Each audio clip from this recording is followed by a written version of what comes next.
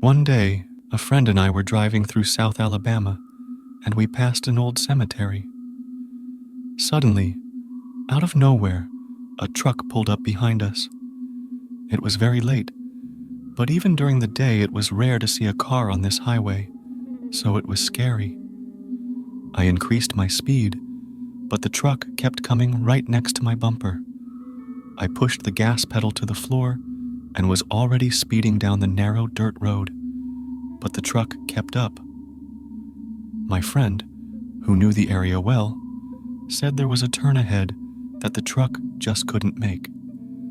I turned the steering wheel sideways and suddenly saw a very tall guy covered in head-to-toe hair among the trees. Before I could yell out, "Did you see?" my friend finished for me, "A hairy guy." We pulled away from the truck and got out of there, but it's a story I won't be able to forget. One day I was driving down a deserted 2-lane road. I passed the town of Emboy, a small, almost abandoned settlement with a dormant volcano. Lava on one side, salt on the other. They say there were once many sectarians here. I stopped and took a picture of the sign to prove to my friends that I had been here. I got back in the car and drove further up the mountain. Once I got to the top, I drove through a gorge with tall grass growing on both sides.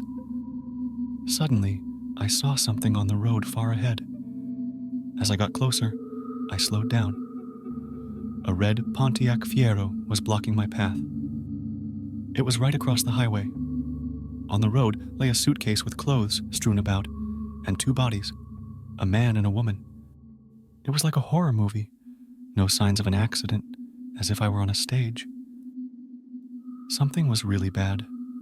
Not a drop of blood. I very carefully drove past the bodies without getting out of the car.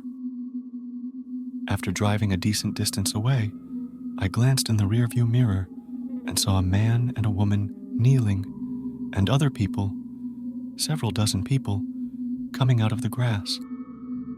I pushed down on the gas pedal. Sometimes, real life is scarier than a horror movie. Many years ago, I practiced what is called meet and return. One driver leaves from one city, the other from another, and halfway through the trip, they meet. We meet in the parking lot, exchange trailers, and drive back. I've practiced this kind of meeting a few times now, and I've noticed that I always arrive a half hour ahead of the other driver.